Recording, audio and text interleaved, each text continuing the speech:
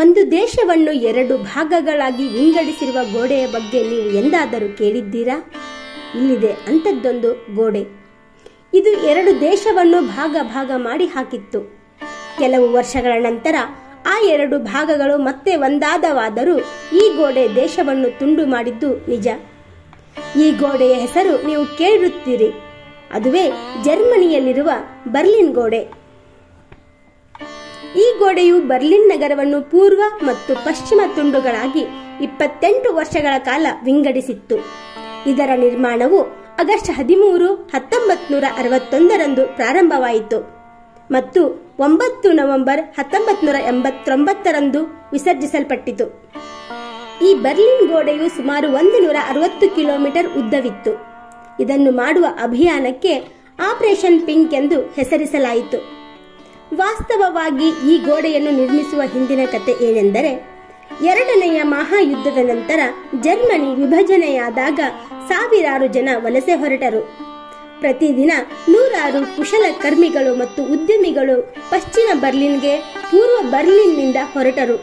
ಇದಲ್ಲದೆ ಕೆಲವು ಜನರು ರಾಜಕೀಯ ಕಾರಣಗಳಿಂದ ಪೂರ್ವ ಬರ್ಲಿನ್ ತೊರೆದಿದ್ದರು.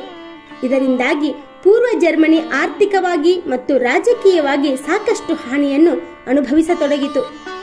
ಅಂತಿಮವಾಗಿ ಜನರ ವಲಸೆಯನ್ನು ತಡೆಯಲು ಗೋಡೆ ಒಂದನ್ನು ನಿರ್ಮಿಸುವ ನಿರ್ಧಾರ ಮಾಡಲಾಯಿತು. ಇದೇ ಗೋಡೆಯನ್ನು ಇಂದು ಬರ್ಲಿನ್ ಗೋಡೆ ಎಂದು ಕರೆಯಲಾಗುತ್ತದೆ. ಗೋಡೆ ನಿರ್ಮಿಸಿದ ನಂತರ ಜನರ ವಲಸೆ ಗಣನೀಯವಾಗಿ ಕಡಿಮೆಯಾಯಿತಂತೆ. ಒಂದು ಅಂದಾಜಿನ ಪ್ರಕಾರ 1949 ಮತ್ತು 1962ರ ನಡುವೆ 2.5 ಮಿಲಿಯನ್ ಜನರು ಪೂರ್ವ ಬರ್ಲಿನ್ ತೊರೆದು ಪಶ್ಚಿಮ ಬರ್ಲಿನ್ಗೆ ಹೋದರು. 1962 ಮತ್ತು 1989ರ ನಡುವೆ ಕೇವಲ 5,000 ಜನರು ಹೋಗಿದ್ದಾರೆ. ಆದರೂ ಗೋಡೆಯ ನಿರ್ಮಾಣದಿಂದಾಗಿ ಅನೇಕ ಜನರು ತಮ್ಮ ಪ್ರಾಣವನ್ನು ಕಳೆದುಕೊಳ್ಳಬೇಕಾಯಿತು. ಏಕೆಂದರೆ ಯಾರಾದರೂ ಪೂರ್ವ ಬರ್ಲಿನ್ನಿಂದ ಪಶ್ಚಿಮ ಬರ್ಲಿನ್ಗೆ ಹೋಗಲು ಗೋಡೆಯನ್ನು ರಹಸ್ಯವಾಗಿ ಏರಲು ಪ್ರಯತ್ನಿಸಿದಾಗಲೆಲ್ಲ ಅವರ ಮೇಲೆ ನೇರವಾಗಿ ಗುಂಡು ಹಾರಿಸಲಾಗುತ್ತಿತ್ತು. ಇದರ ಹೊರತಾಗಿಯೂ ಅನೇಕ ಜನರು ಗೋಡೆಯನ್ನು ದಾಟಲು ಅಡ್ಡ ಮಾರ್ಗಗಳನ್ನು ಕಂಡುಕೊಂಡಿದ್ದರು. ಉದಾಹರಣೆಗೆ, ಜನರು ಸುರಂಗವನ್ನು ನಿರ್ಮಿಸುವ ಮೂಲಕ ಗೋಡೆಯನ್ನು ದಾಟುತ್ತಿದ್ದರು ಅಥವಾ ಬಿಸಿ ಗಾಳಿಯ ಬಲೂನ್ ಮೂಲಕ ಗೋಡೆಯನ್ನು ದಾಟುತ್ತಿದ್ದರು. ಇದಲ್ಲದೆ ಜನರು ಗಾಡಿಗಳನ್ನು ವೇಗವಾಗಿ ನುಗ್ಗಿಸಿ ಗೋಡೆಯನ್ನು ಒಡೆದು ಹೊರಗೆ ಹೋಗುತ್ತಿದ್ದರು.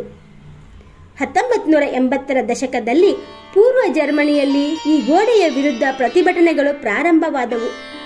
ಅಂತಿಮವಾಗಿ ನವೆಂಬರ್ 9, 1989ರಂದು ಗೋಡೆಯನ್ನು ಒಡೆಯಲಾಯಿತು. ಜರ್ಮನಿ ಮತ್ತೆ ಒಂದಾಯಿತು. ಗೋಡೆಯ ಅನೇಕ ಭಾಗಗಳು ಇನ್ನೂ ಬರ್ಲಿನ್ನಲ್ಲಿ ಇವೆ. ಪ್ರಪಂಚದಾದ್ಯಂತ ಜನರು ಇವನ್ನು ನೋಡಲು ಕೂಡ ಹೋಗುತ್ತಾರೆ. ಮತ್ತೊಂದು ಆಸಕ್ತಿಕರ ವಿಡಿಯೋದೊಂದಿಗೆ ಬರುತ್ತೇವೆ. ನಮಸ್ಕಾರ.